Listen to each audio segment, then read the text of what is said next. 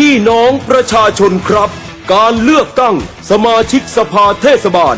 และนายกเทศมนตรีที่กำลังจะมาถึงในวันอาทิตย์ที่ 11 พฤษภาคม 2568 นี้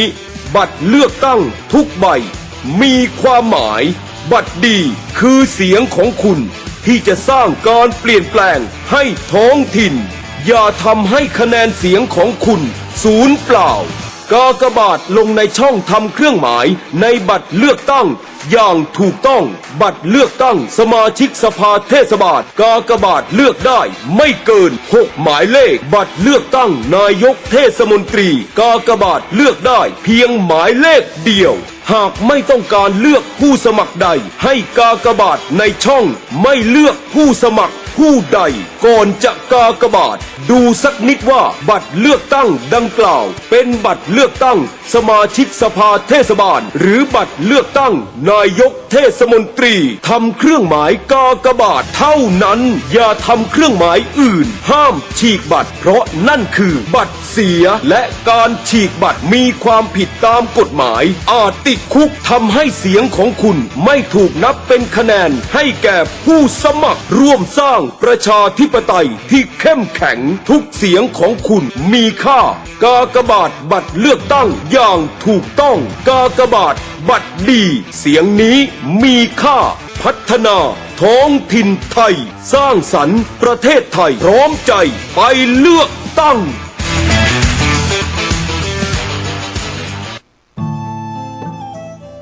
ท่านกำลังติดตามรับฟังสถานีวิทยุกระจายเสียงพระพุทธศาสนาแห่งชาติและสังคมคลื่นเพื่อการศึกษาพระพุทธศาสนาและวัฒนธรรมระบบ FM 104.5 เมกะเฮิรตซ์รายการต่อไปเป็นรายการคดีโลกคดีธรรม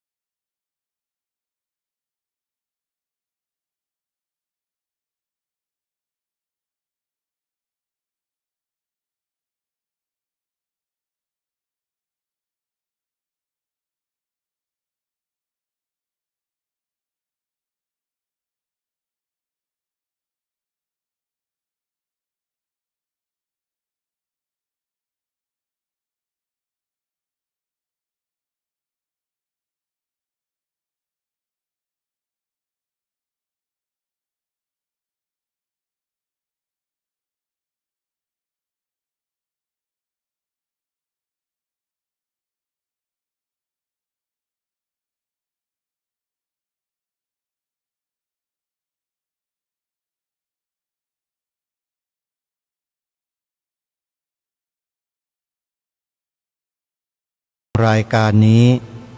พร้อมด้วยรายการธรรมะสาระที่ดี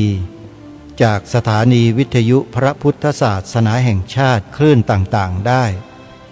ในเวลา 24 ชั่วโมงคือสามารถติดตามรับฟังได้ตลอด 24 ชั่วโมงแอปพลิเคชันดังกล่าวชื่อว่าวิทยุพุทธศาสนาทั่วไทยวิทยุพุทธศาสนาทั่วไทยเป็นแอปพลิเคชันเดียวที่รวบรวมสถานีวิทยุพระพุทธศาสนาแห่งชาติไว้ในที่เดียวกัน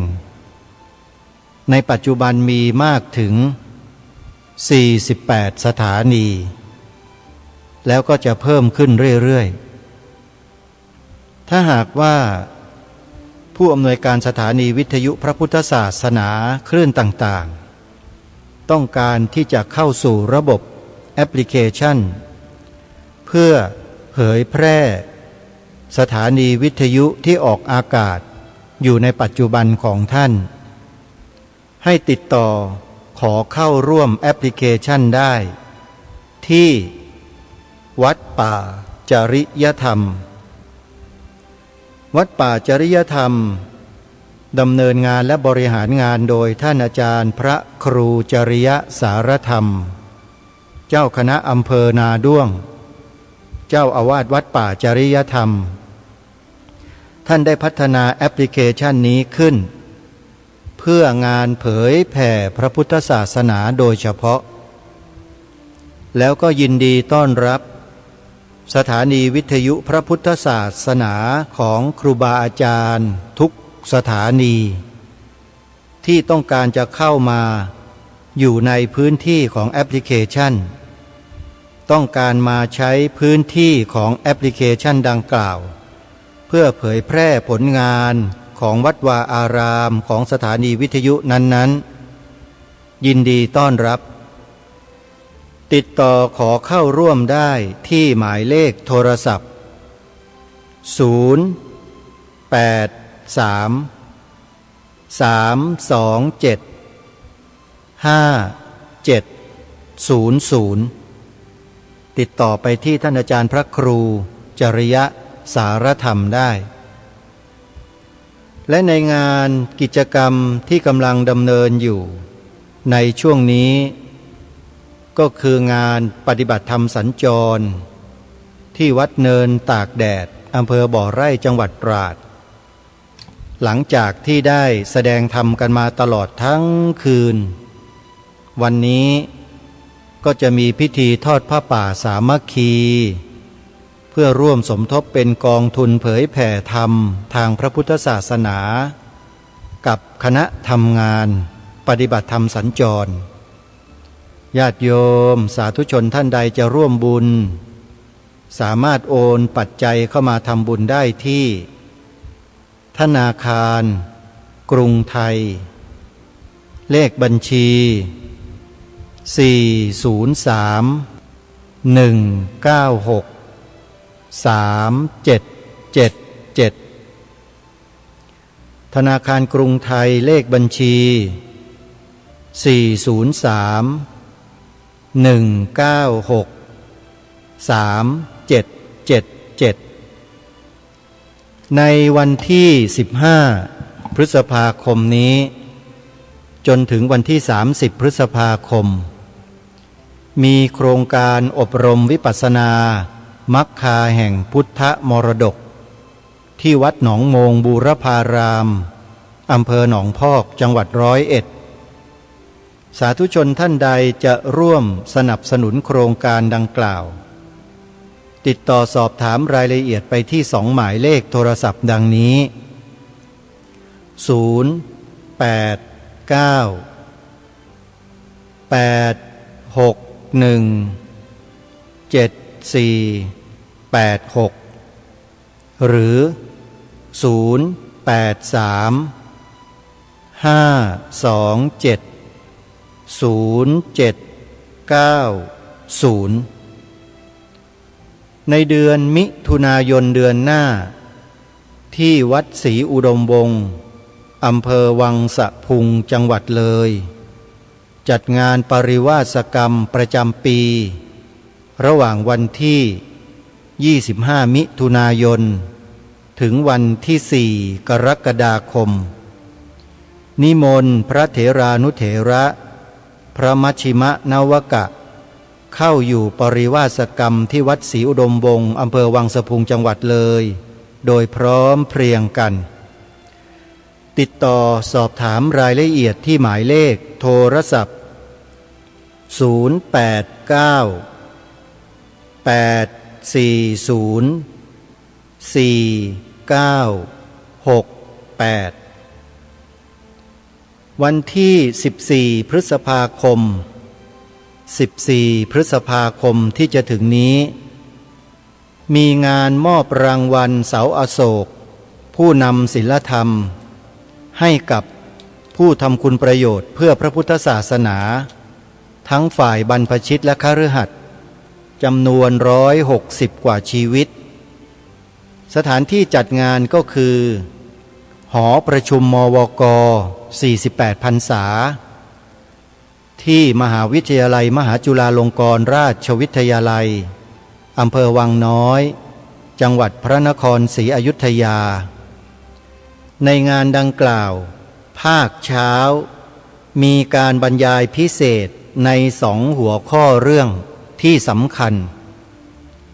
หัวข้อเรื่องแรกบรรยายพิเศษเรื่อง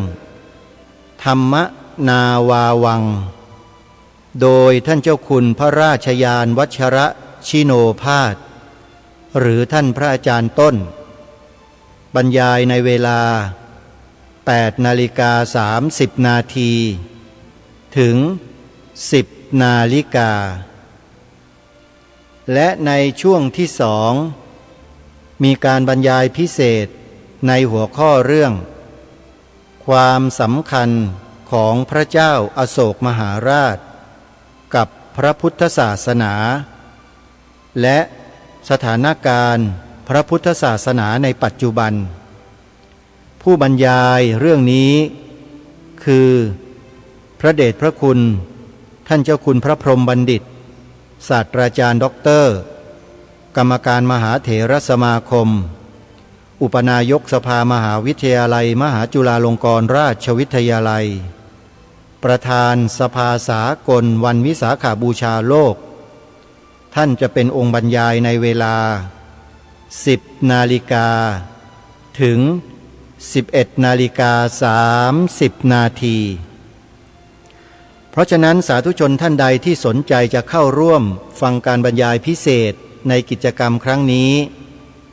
ท่านสามารถติดต่อสอบถามรายละเอียดได้ที่หมายเลขโทรศัพท์ 084-767-5822 หรือ 089-982-5598 สามารถสอบถามรายละเอียดไปตามหมายเลขโทรศัพท์ที่แจ้งไปนี้ได้เลยนะโยมนะ14 พฤษภาคมนะฮะ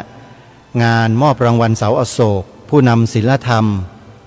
ที่มหาวิทยาลัยมหาจุฬาลงกรณราชวิทยาลัยอาคารหอประชุมมวก48 พรรษาห้องโถงชั้นล่างสำหรับกิจกรรมที่จะขอเชิญชวนศรัทธาสาธุชนที่สนใจในด้านการปฏิบัติวิปัสสนากรรมฐานได้มีโอกาสเข้ามาศึกษาเรียนรู้การปฏิบัติธรรมตามแนวมหาสติปัฏฐานสูตรโดยต้นตำรับยุบหนอพองหนอเป็นสำนักที่ก่อกำเนิดเกิดการภาวนายุบหนอพองหนอขึ้นนั่นก็คือวัดมหาธาตุยุวราชรังสฤษฎ์วัดมหาธาตุยุวราชรังสฤษฎ์โดยสำนักงานกลางกองการวิปัสสนาธุระคณะ5วัดมหาธาตุเปิดรับสมัครผู้ที่สนใจเข้าปฏิบัติวิปัสสนากรรมฐานตามคอร์สที่ได้กำหนดไว้10 วันในเดือนพฤษภาคมนี้ที่คณะ5วัดมหาธาตุยุวราชรังสฤษฎ์ท่านใดสนใจจะเข้าร่วมปฏิบัติวิปัสสนากรรมฐานดังกล่าวให้ติดต่อสอบถามและขอสมัครได้ที่หมายเลขโทรศัพท์ 02-222-6011 ติดต่อสอบถามเข้าไปดูนะโยมนะว่ายังพอที่จะสมัครเข้าไปเพื่อปฏิบัติธรรมในเดือนพฤษภาคมนี้ได้หรือไม่เพราะบางทีถ้าเราโทรศัพท์เข้าไปช้าเนี่ยอาจจะเต็มก่อนเพราะว่ารับจำนวนจำกัดด้วยพื้นที่นะโยมนะรับมากก็จะไม่มีพื้นที่เพียงพอหรือท่านใดจะสนับสนุนโครงการดังกล่าวที่ทางวัดมหาธาตุได้จัดได้ทำก็สอบถามรายละเอียดไปได้เช่นกันสำหรับวันนี้รายการคดีโลกคดีธรรม ก็จะขอปรารภถึงเรื่องของงานปฏิบัติวิปัสสนากรรมฐานนี่แหละซึ่งได้ปรารภได้พูดไปบ้างแล้วในวัน2 วันที่ผ่านมาแต่ก็ยังไม่ได้เจาะลงไปในรายละเอียดในเชิงลึกให้เราได้ศึกษาเรียนรู้กันโดยเฉพาะสภาวะธรรมที่ปรากฏในแต่ละช่วงแต่ละโอกาสของการปฏิบัติวิปัสสนากรรมฐานก็จะมีสภาวะเกิดขึ้นหลายต่อหลายประการโยคาวจรผู้ปฏิบัติถ้าไม่ได้ศึกษาเรียนรู้ปริยัติธรรมทำความเข้าใจถึงสภาวะธรรมตามความเป็นจริงในขั้นปริยัติศึกษามาก่อนเนี่ยก็จะทำให้การปฏิบัตินั้นสะดุดหยุดชะงักลงได้โดยง่ายเพราะเกิดข้อสงสัยตลอดเวลาถ้าเกิดข้อสงสัยขึ้นในระหว่างปฏิบัติขอให้ท่านโยคาวจรผู้ปฏิบัติธรรมทั้งหลายได้รับทราบไว้ณที่นี้ด้วยว่าสิ่งที่ท่านสงสัยนั้นน่ะคือนิวรณ์นิวรณ์แปลว่าเครื่องกั้นปัญญากั้นคุณงามความดีไม่ให้เกิดขึ้นวิธีการขจัดการสงสัยหรือตัวสงสัยที่เรียกว่าวิจิกิจฉาก็คือเราต้องศึกษาให้เข้าใจในเบื้องต้นเสียก่อนให้รู้จักก่อนว่ารูปนามขันธ์ห้ามีส่วนสำคัญอย่างไรในการเจริญวิปัสสนากรรมฐานตรงนี้เราต้องทำความรู้ความเข้าใจให้แจ่มแจ้งพอสมควรเสียก่อนไม่เช่นนั้นแล้วถ้าเราพาตัวเราเองไปปฏิบัติเราก็จะเกิดอาการสงสัยอยู่ตลอดเวลาสงสัยอย่างนั้นสงสัยอย่างนี้ไม่มีที่สิ้นสุดเพราะความไม่รู้และไม่เข้าใจเพราะฉะนั้นการศึกษาภาคปริยัติศึกษาเพื่อทำความรู้ความเข้าใจในเบื้องต้นถึงตัวองค์ธรรมตัวสภาวะที่จะมาปรากฏในขณะที่เราเจริญวิปัสสนากรรมฐานนั้นจึงมีความจำเป็นมากศึกษาเพื่อให้รู้เท่าทันไว้ไม่ใช่ศึกษาแล้วนำไปเอาไปอวดอ้างเอาไปขี้โกงส่งอารมณ์ให้ครูบาอาจารย์ไม่ใช่นะโยมใครอย่ามีนิสัยอย่างนั้นไม่ดีนะโยมนะศึกษาเพื่อให้รู้แนวทางในการที่เราจะดำเนินไปในขณะที่เราเจริญวิปัสสนากรรมฐานเท่านั้นและเมื่อเราเดินไปแล้วเกิดสภาวะขึ้นอย่างไรเราก็มาส่งอารมณ์ที่เกิดขึ้นอย่างนั้นกับครูบาอาจารย์ผู้สอบอารมณ์ของเราตามความเป็นจริงให้ตรงกับสภาวะไม่ใช่ว่าพอศึกษาปริยัติธรรมเรียนรู้สภาวะแล้วพอไปเดินจงกรมนั่งสมาธิปฏิบัติไอ้สภาวะเหล่านั้นไม่เกิดแต่คนอื่นเขาเกิดกัน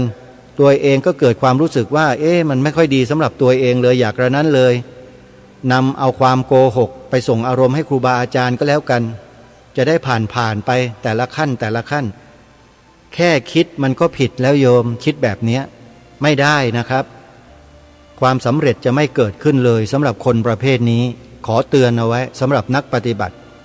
อย่าหาทำกันเช่นนั้นนะไปโกงกันเนี่ยไปทุจริตนะผิดศีลผิดธรรมในมโนกรรมวจีกรรมต่างๆเหล่านั้นไม่เอานะโยมนะคนเรานั้นต้องมีความซื่อตรงต่อตนเองและผู้อื่นในเรื่องราวต่างๆไม่ว่าจะกิจการใดก็แล้วแต่ขอให้มีความซื่อตรงความซื่อตรงความซื่อสัตย์ความสุจริตนี่แหละจะเป็นเครื่องนำพาเราไปสู่ความหลุดพ้นทุกข์ทั้งปวงได้เป็นเหตุปัจจัยเบื้องต้นท่านผู้ชมท่านผู้ฟังขออภัยจึงขอฝากนักปฏิบัติธรรมหรือผู้ที่สนใจจะปฏิบัติธรรมในเบื้องต้นเลยว่าถ้าหากจะเข้าสู่แนวทางของการปฏิบัติเจริญภาวนาวิปัสสนากรรมฐานหรือแม้แต่สมถกรรมฐานก็ตามอย่าโกหกตนเองและอย่าโกหกผู้อื่นในเรื่องของสภาวะที่เกิดขึ้นเมื่อครูบาอาจารย์ท่านถามถึงสภาวะที่เกิดขึ้นในขณะปฏิบัติเราก็ต้องตอบครูบาอาจารย์ตรงๆ ครูบาอาจารย์ท่านทราบแล้วท่านก็จะได้แก้ให้เราบอกแนวทางให้เราได้เดินได้อย่างถูกต้องเพื่อไปสู่จุดหมายปลายทางได้อย่างเร็วและมีประสิทธิภาพแต่ถ้าเราโกหกซะแต่เบื้องต้นเนี่ยทุกอย่างก็จบเลยศีลขาดวิ่นไปไม่ได้อย่าลืมในข้อนี้นะท่านผู้ฟังว่าสภาวะธรรมที่จะมาปรากฏแก่เราและปัญญารับรู้ได้พิจารณาได้ตีแตกแยกออกปลงตกมันจะต้องเกิดขึ้นก็ต่อเมื่อสภาพจิตของเรานั้นมีความบริสุทธิ์หรือพูดอีกในหนึ่งก็คือ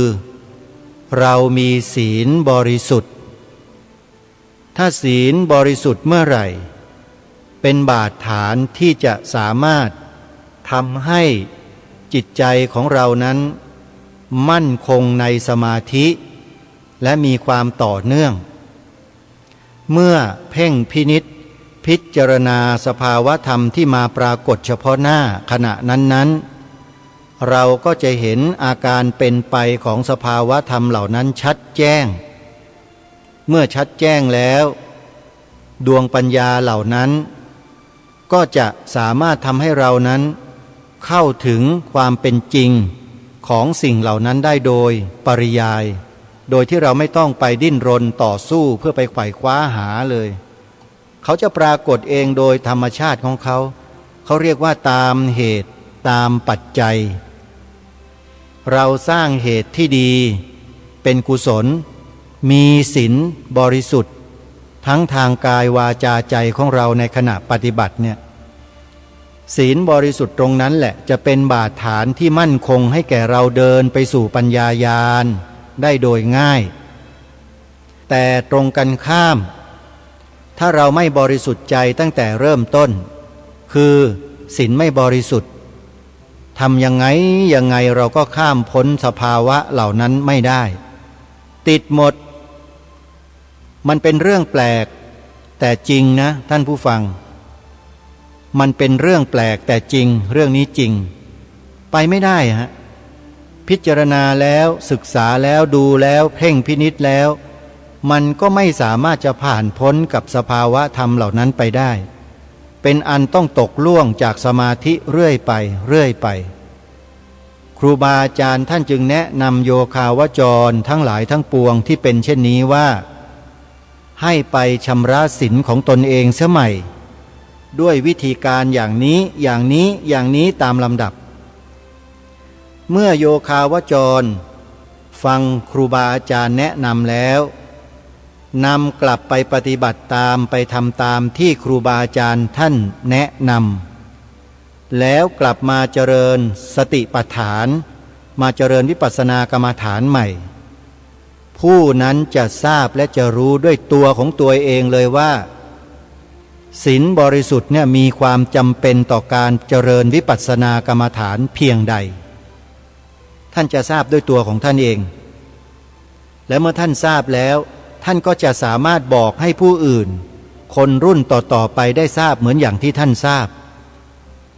ครูบาอาจารย์เราสืบสารรักษาต่อยอด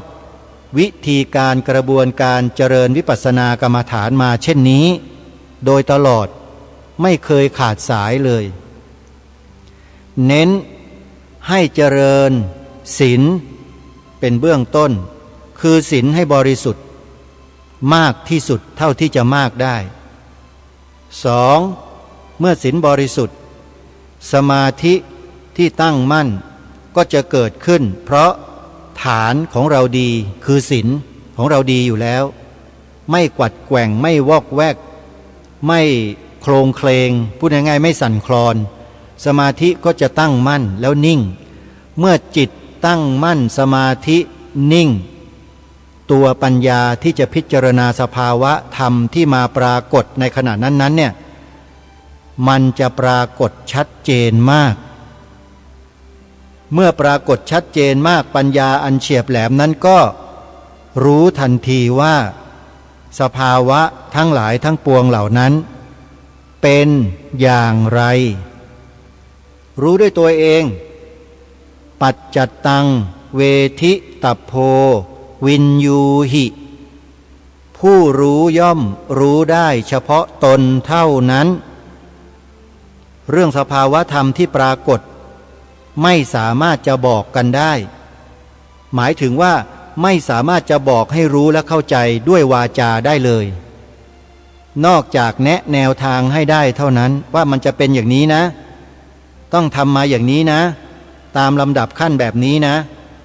สภาวะธรรมเขาจะมาปรากฏแบบนี้อย่างนี้อย่างนี้จึงมีญาณ16เกิดขึ้นเป็นคำอธิบายไว้ในคัมภีร์อัตถกถามีวิปัสสนาญาณ9ที่มีปรากฏอยู่ในคัมภีร์ทางพระพุทธศาสนาตามที่เราท่านทั้งหลายได้รู้ได้ทราบกันนี่แหละอันนี้แหละเกิดจากการบำเพ็ญภาวนาอย่างต่อเนื่องแล้วก็มีสภาวะธรรมปรากฏในแต่ละอย่างให้พวกเราได้ศึกษาเรียนรู้กันจนถึงปัจจุบันพวกเรานี่ถือว่าโชคดีนะที่ครูบาอาจารย์ในสมัยโบราณเนี่ยท่านได้ถอดความต่างๆในการเจริญวิปัสสนากรรมฐานในแต่ละขั้นแต่ละชั้นแต่ละตอนแต่ละช่วงที่มาปรากฏตามความเป็นจริงนั้น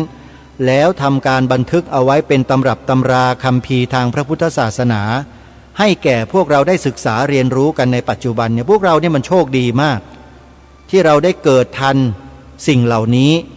แล้วได้ศึกษาหาฟังหาเรียนรู้ดูด้วยตัวของเราเองจนกระทั่งประจักษ์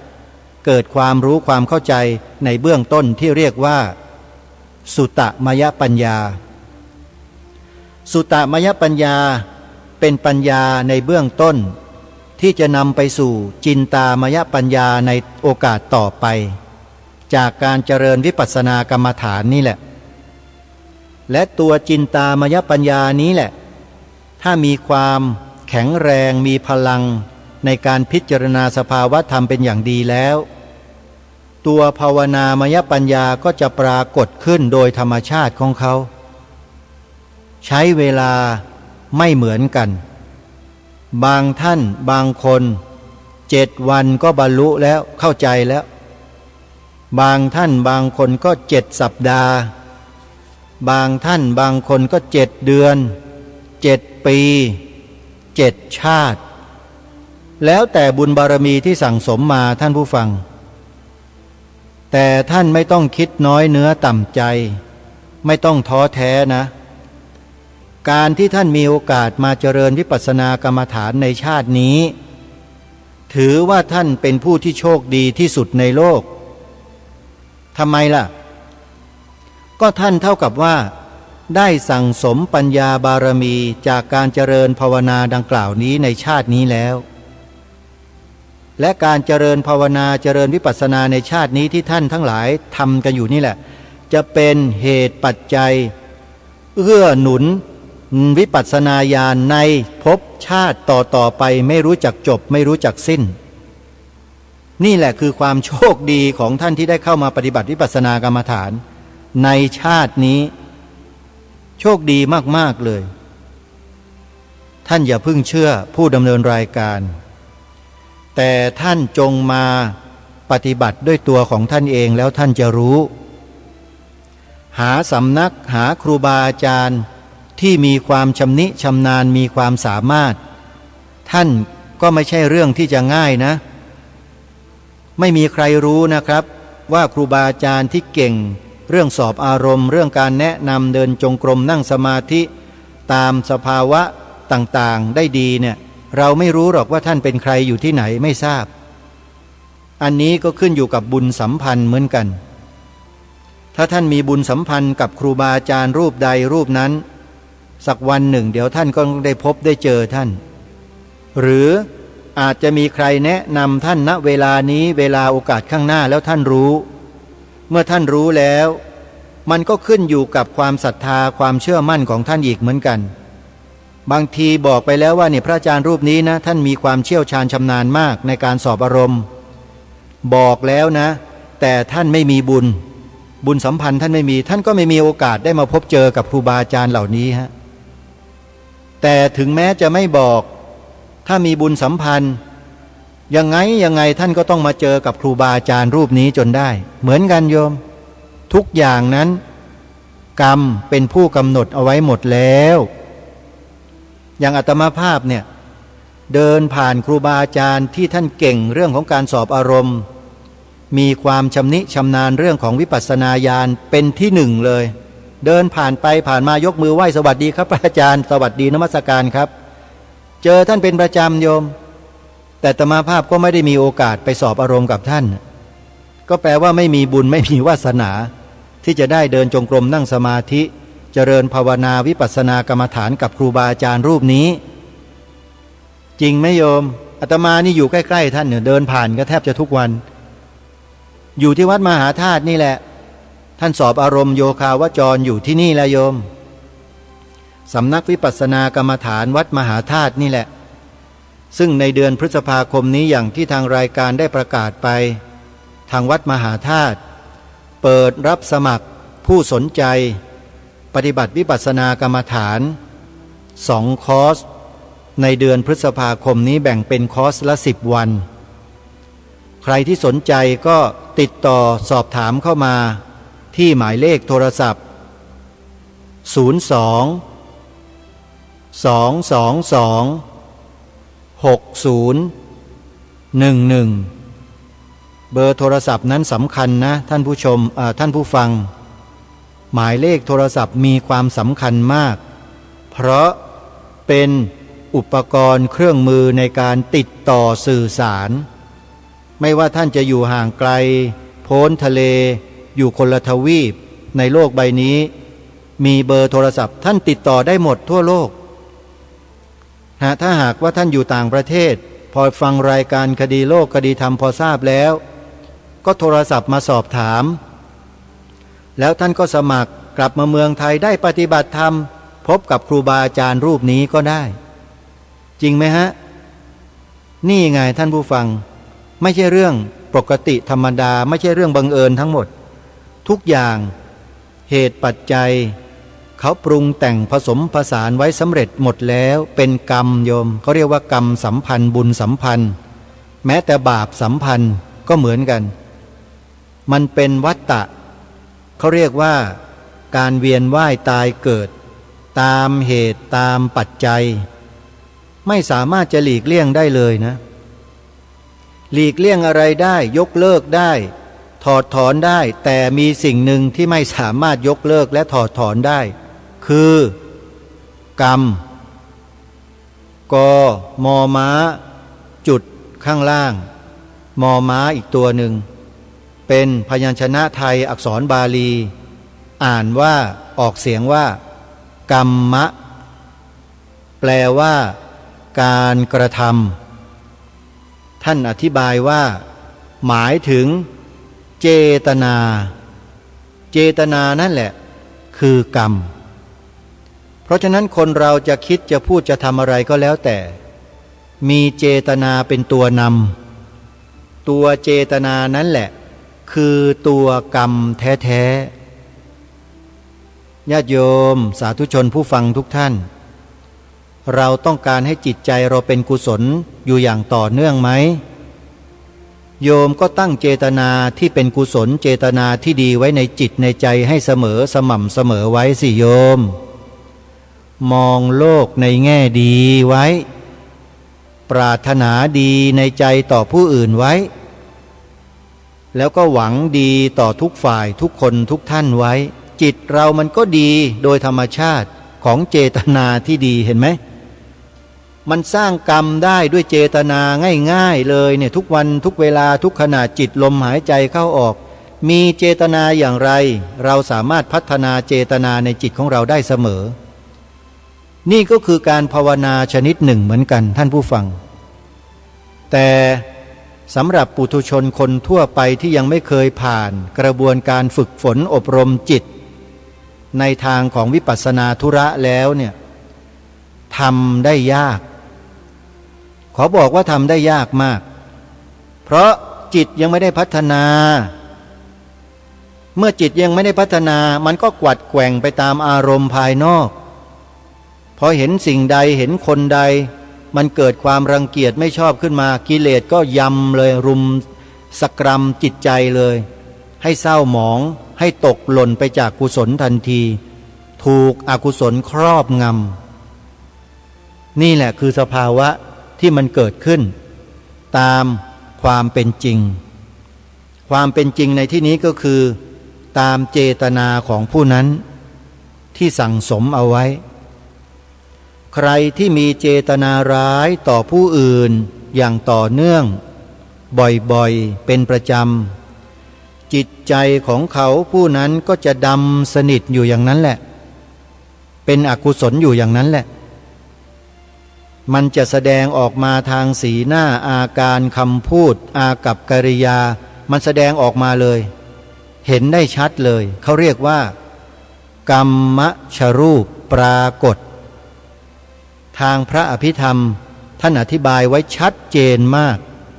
ตรงตามสภาวะความเป็นจริงทุกประการใครที่ได้เคยศึกษาพระอภิธรรมมาก่อนแล้วได้เปรียบสามารถพัฒนาเจตนาหรือจิตของตนเองได้ดีกว่าผู้ที่ไม่เคยศึกษาแต่ก็ไม่ได้หมายความว่าทั่วไปนะท่านผู้ฟังถึงแม้ว่าบางท่านหลายๆท่านจะเรียนพระอภิธรรมจบแล้วก็ตามแต่ยังไม่สามารถพัฒนาเจตนาของตนเองที่อยู่ในจิตให้เป็นเจตนาที่ดีหวังดีปรารถนาดีต่อผู้อื่นได้กลายเป็นการลบหลู่ดูหมิ่นดูแคลนผู้อื่นที่เขาไม่ได้เรียนพระอภิธรรมเหมือนตนเองก็มีเหมือนกันคือเย่อหยิ่งยะโสจองหองมีทิฏฐิมานะจัดยกตนข่มท่านอยู่ตลอดเวลาไอ้แบบนี้ก็ถือว่าเป็นอกุศลสั่งสมอกุศลอยู่ตลอดไอ้อย่างนี้ก็ไม่สามารถจะไปรอดได้เข้าไม่ถึงสภาวะตามความเป็นจริงได้เลยก็จะถูกนิวรณ์ครอบงำจิตของตนอยู่เช่นนั้นตลอดไปท่านผู้ฟังอันนี้คือสภาวะนะไม่ได้พูดถึงตัวบุคคลใดบุคคลหนึ่งแต่ใครก็ได้ที่มีสภาวะดังกล่าวเนี่ยเป็นอกุศลเพราะเขาสั่งสมอารมณ์ที่เป็นอกุศลอยู่ตลอดเวลาก็อย่างที่ได้บอกกับท่านผู้ฟังไปสภาวะของอกุศลเจตสิก14ประการมันจะมาปรากฏมาเกิดขึ้นในจิตของคนเราที่ไม่ได้รับการฝึกฝนอบรมตนมาก่อนเนี่ยได้ง่ายมากอกุศลเจตสิก14มีอะไรบ้างโลภะทิฏฐิมานะโทสะอิจฉามัจฉริยะกุกกุจจะโมหะอหิริกะอโนตตัปปะอุทธัจจะถีนะมิทธะและวิจิกิจฉาอกุศลเจตสิกประกอบได้ในจิตที่เป็นอกุศลจิตทั้ง12ดวงตามที่เราได้ศึกษาเรียนรู้มาตามแต่สภาวะความเข้ากันได้ของเจตสิกเหล่านั้นโลภะเจตสิก3เข้าประกอบได้โดยทั่วไปในโลภะมูลจิต8โทสะเจตสิก4เข้าประกอบได้ในโทสะเจตสิก2โทสะมูลจิต2ขออภัยตัวเจตสิกที่เหลือที่เป็นโมหะเป็นถีนะมิทธะวิจิกิจฉาก็ประกอบได้ในโมหะมูลจิต2และ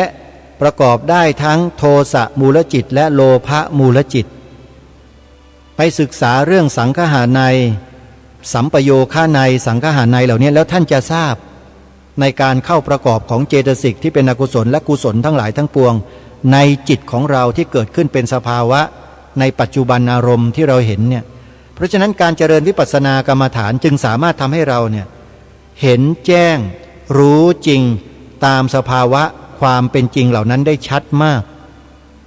ถ้าเรามานั่งมาเดินมาทำอะไรกันอยู่ในชีวิตประจำวันแล้วเราบอกว่าเห็นกิเลสน่ะยังไม่ใช่นะโยม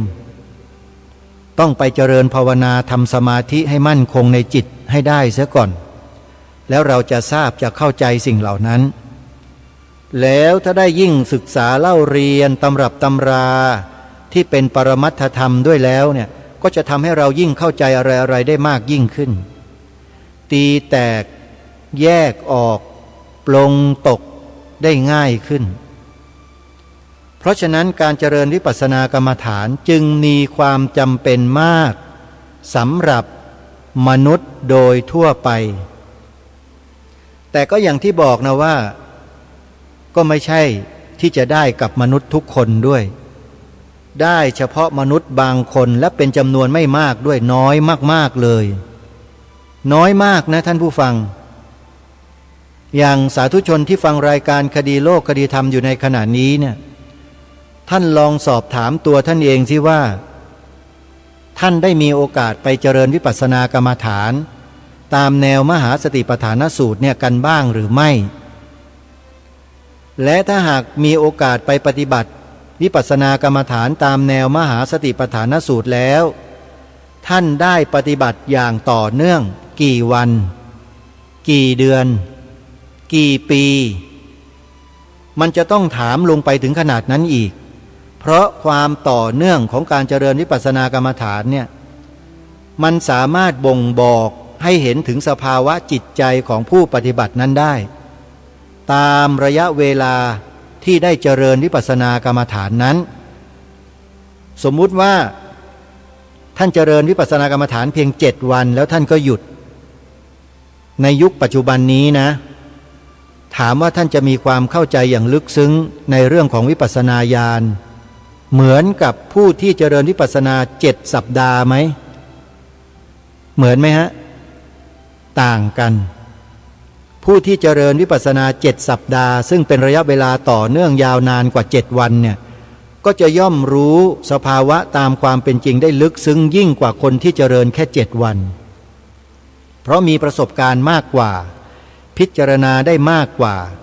รู้ได้ลึกซึ้งกว่าจริงไหมครับเช่นเดียวกันผู้ที่เจริญวิปัสสนากรรมฐานต่อเนื่องเป็นเวลา7 เดือนท่านจะมีความรู้อย่างละเอียดลึกซึ้งในสภาวะธรรมที่มาปรากฏในขณะที่เจริญวิปัสสนากรรมฐานน้อยกว่าหรือมากกว่าผู้ที่เจริญวิปัสสนากรรมฐานเป็นเวลา7 สัปดาห์ผู้ที่เจริญ7 เดือนต่อเนื่องย่อมได้เข้าใจลึกซึ้งยิ่งกว่า7 สัปดาห์ใช่หรือไม่มีบางท่านตอบว่าไม่เสมอไปยกไว้ก่อนโยมตรงนั้นอย่าเพิ่งพูดมันต้องแยกออกไปต่างหากแต่เรากำลังพูดโดยทั่วไปนะโยมนะอย่าเพิ่งขัดนะอย่าเพิ่งขัดในใจตัวเองอย่าเพิ่งแย้งนะโยมพวกที่ชอบแย้งเนี่ยปัญญามากเหลือเกินนะพวกนี้เนี่ยมักจะไปไม่ค่อยรอดหรอกความรู้ท่วมหัวเหมือนกับบาโบราณเขาว่าน่ะความรู้ท่วมหัวแต่เอาตัวไม่รอดคืออะไรสงสัยไปเรื่อยแทรกแซงผู้อื่นไปเรื่อยอันนี้ต้องระวังตัวด้วยนะเป็นกิเลสอย่างหนึ่งเหมือนกันนั่นน่ะไปพิจารณาให้ละเอียดแล้วจะรู้ตัวเองนะอย่าให้ตมาภาพพูดเดี๋ยวจะหาว่ากล่าวหาว่ากันอีกนะฮะผู้ที่เจริญวิปัสสนากรรมฐาน7 ปีอย่างต่อเนื่องท่านทั้งหลายว่าเขาจะมีความรู้ความเข้าใจในเรื่องสภาวะธรรมที่มาปรากฏอย่างละเอียดลึกซึ้งมากกว่าหรือน้อยกว่าคนที่เจริญอย่างต่อเนื่องเพียง7 เดือนเพราะฉะนั้นระยะเวลาเนี่ยสามารถที่เป็นเครื่องพิสูจน์และกำหนดบุคคลที่เจริญวิปัสสนากรรมฐานอย่างต่อเนื่องตามระยะเวลาน้อยกลางมากได้เหมือนกันนะอันนี้บอกได้เลยว่าผู้ที่เจริญได้ยาวนานมากกว่าอย่างต่อเนื่องนะก็จะมีประสบการณ์สูงความรู้มากกว่าผู้ที่เจริญสั้นๆปานกลาง7 วันบ้าง7 สัปดาห์บ้าง7 เดือนบ้างผู้ที่เจริญ7 ปีมาโดยตลอดย่อมรู้ลึกซึ้งกว่าแน่นอนแต่ตรงนี้กำลังจะกล่าวตามที่มีผู้แย้งเมื่อสักครู่บอกว่าไม่เสมอไปนะจริงก็ไม่ได้เป็นเช่นนี้เสมอไปเหมือนกันทำไมถึงเป็นเช่นนั้นเป็นไปได้ฮะบางทีผู้เจริญเพียงแค่7 วันแต่สามารถบรรลุธรรมเป็นพระโสดาบันได้ก็มีปฏิบัติเพียงแค่7 สัปดาห์บรรลุเป็นอริยบุคคลได้ก็มีเจริญเพียงแค่7 เดือนบรรลุเป็นพระอริยบุคคลก็มีเจริญ7 ปีบรรลุเป็นพระอริยบุคคลก็มีเพราะฉะนั้นระยะเวลา ไม่ได้เป็นเครื่องกำหนดว่าผู้นั้นจะรู้แจ้งเห็นจริงตามสภาวะอย่างถูกต้องและชัดแจ้งที่เรียกว่าบรรลุเป็นพระอริยบุคคลได้มรรคได้ผลนั้นไม่เสมอไปแต่มีข้อแม้ว่าเป็นเฉพาะบุคคลเพียงไม่เท่าไหร่น้อยนิดเท่านั้นเองฮะบุคคลนั้นต้องมีบารมีที่สั่งสมมามากพอจึงจะสามารถมาปฏิบัติและบรรลุทำได้ในเวลาอันสั้นมีอยู่ไม่ใช่ไม่มีนะครับแต่หายากมากในโลกใบนี้และในยุคกึ่งพุทธกาลนี่หายากแต่ถามว่ามีไหมมีทำไมไม่มีล่ะตราบใดที่ยังมีมนุษย์เจริญหรือปฏิบัติตามอริยมรรคมีองค์8ที่พระสัมมาสัมพุทธเจ้าตรัสสอนไว้ตราบนั้นโลกก็จะไม่สิ้นพระอรหันต์นี่คือพระพุทธดำรัสของพระสัมมาสัมพุทธเจ้านะโยมเพราะฉะนั้นจึงเชื่อได้ว่าตราบใดที่ยังมีการปฏิบัติวิปัสสนากรรมฐานตามแนวมหาสติปัฏฐานสูตรอยู่การบรรลุธรรมเป็นอริยบุคคลในชั้นต่างๆก็ยังคงมีอยู่ตราบนั้นเป็นพระโสดาบันบ้างเป็นพระสกทาคามีบ้างเป็นพระอนาคามีบ้างเป็นพระอรหันต์บ้างตามเหตุตามปัจจัยญาติโยมสาธุชนทุกท่านวันนี้อาตมาภาพได้มาปรารภเรื่องการเจริญวิปัสสนากรรมฐานตามแนวมหาสติปัฏฐานสูตรให้แก่ผู้ที่เริ่มสนใจต้องขอย้ำนะครับให้แก่ผู้ที่เริ่มสนใจแล้วไม่เคยลงสู่ภาคปฏิบัติวิปัสสนากรรมฐานมาก่อนให้ได้ฟังกันเพื่อเป็นความรู้ในเบื้องต้นว่าถ้าหากท่านมีความสนใจปรารถนาอันแรงกล้าในการที่จะลงสู่ภาคปฏิบัติวิปัสสนากรรมฐานตามแนวมหาสติปัฏฐานสูตรแล้วสิ่งที่ท่านต้องทำเป็นเบื้องต้นก็คือไปชำระศีลตนเองให้บริสุทธิ์เสียก่อนไม่ว่าจะเป็นพระเป็นเณรเป็นเถรเป็นชีเป็นคฤหัสถ์ญาติโยมอุบาสกอุบาสิกาก็ตามแม้แต่แม่ชี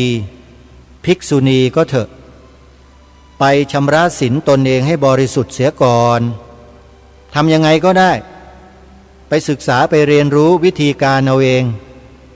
ครูบาอาจารย์ท่านสอนท่านบอกกันอยู่ร่ำไปเยอะแยะมากมายไปศึกษาเรียนรู้ถามครูบาอาจารย์เอากันนะโยมนะว่าวิธีการชำระศีลของพระทำยังไงสามเณรทำยังไง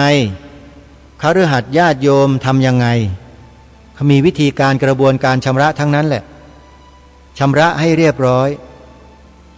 แล้วให้ท่านตั้งจิตอธิษฐานตั้งสัจจะวาจาให้มีสัจจะต่อตนเองให้ได้ว่าข้าพเจ้าตั้งแต่บัดนี้เป็นต้นไปจะตั้งเจตนาในการเจริญวิปัสสนากรรมฐานตลอดระยะเวลาเท่าไหร่ก็ว่าไป7 วัน7 สัปดาห์7 เดือน7 ปีหรือ5 วัน3 วัน5 สัปดาห์3 สัปดาห์5 เดือน3 เดือน5 ปี3 ปีก็แล้วแต่1 ปี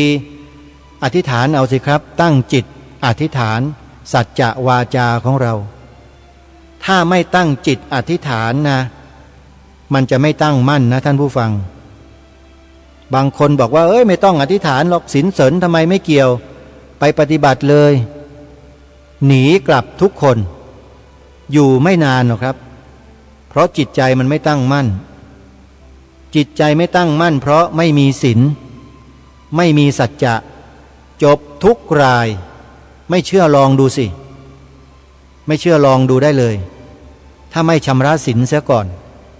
ไม่มีการตั้งจิตอธิษฐานเอาไว้ตั้งมั่นด้วยสัจจะวาจาไว้เนี่ยเดินไปเนี่ยไม่ถึงที่เท่าไหร่หรอกครับล้มเพลทุกรายขอบอกได้เลยหรือถึงแม้ว่าจะมีสมาธิสูงเกิดสภาวะธรรมปรากฏโอ้โหสูงมากเลยห่อเหินเดินอากาศไอ้นู่นไอ้นี่ แต่เชื่อนะครับมันติดอยู่แค่ตรงนั้นแหละครับวิปัสสนาญาณที่สี่ฮะไม่เคยไปรอดสักรายบางทีก็หลงไปเลยนะครับหลงไปเป็นฤาษีหลงไปเป็นอะไรก็ไม่รู้เป็นพรหมเป็นเทพอะไรก็เต็มไปหมดเลยเป็นอย่างนั้นนะครับไปไม่รอดครับเพราะเดินมาไม่ตรงตามขั้นตอนที่ถูกต้องก็จะเปลี่ยนแปลงสภาวะตนเองไปเลยครับแทนที่จะเป็นพุทธศาสนิกชนที่จะเข้าถึงสภาวะตามความเป็นจริงตามหลักที่พระสัมมาสัมพุทธเจ้าตรัสสอนกลับเบี่ยงเบนกลายไปเป็นอย่างอื่นก็เยอะแยะเพราะไม่เดินมาตามขั้นตอนนั่นเองอวดเก่งไงไม่ได้นะครับต้องเชื่อฟังครูบาอาจารย์นะโยมถ้าคิดจะปฏิบัติวิปัสสนากรรมฐานเนี่ยกราบขอครูบาอาจารย์ได้ช่วยพร่ำช่วยสอนช่วยให้ความรู้ให้สติปัญญาแก่ข้าน้อยข้าพเจ้าด้วยเถิดข้าพเจ้าจะยอมตนเป็นศิษย์ท่านว่ากล่าวตักเตือนสอนอะไรก็จะฟังและปฏิบัติตามทุกประการน้อมจิตลงไปแล้วจะสำเร็จญาติโยมแต่ถ้าเป็นคนแข็งกระด้างสงสัยนู่นสงสัยนี่เถียงครูบาอาจารย์อย่ามาปฏิบัติไปไหนก็ไปไม่ได้ประโยชน์หรอกคนพวกนี้ไม่เอาไม่เกิดประโยชน์จริงๆต้องอ่อนน้อมถ่อมตนเชื่อฟังครูบาอาจารย์มีจิตใจเมตตากรุณาเอื้อเฟื้อต่อโยคาวจรด้วยกันไม่มีความโกรธความเครียดสงสัยอะไรอกุศลต่างๆเหล่านี้ต้องตัดออกให้ได้อย่าให้มันกลุ่มรุมจิตใจไม่เช่นนั้นไปไม่ได้ท่านผู้ฟังนะอันนี้ก็ต้องขอฝากให้ผู้ใหม่นะผู้ใหม่ได้ศึกษาเรียนรู้ในเบื้องต้นแล้วเดี๋ยววันต่อๆไปก็จะนำเรื่องของวิปัสสนาญาณ9วิปัสสนาญาณ16มาถ่ายทอดให้พวกเราได้ศึกษาเรียนรู้กันเพราะเมื่อเราลงสู่ภาคปฏิบัติวิปัสสนากรรมฐานแล้วจะเจอสภาวะเหล่านี้กันทุกคนเลยสำหรับผู้ที่ตั้งใจนะจะเจอทุกคนมากบ้างน้อยบ้างแล้วแต่บุญวาสนาบารมีที่สั่งสมมาแต่อดีตต้องได้เจอแน่นอนแล้วเดี๋ยวไว้พบกันในวันต่อไปวันนี้เวลาของรายการหมดท่านผู้ฟังต้องขอสมมุติยุติไว้แต่เพียงเท่านี้พบกับรายการได้ใหม่ในวันต่อไปขอความสุขความสวัสดีในธรรมแห่งองค์สมเด็จพระบรมศาสดาสัมมาสัมพุทธเจ้าจงปรากฏเกิดมีขึ้นในจิตใจของท่านผู้ฟังทุก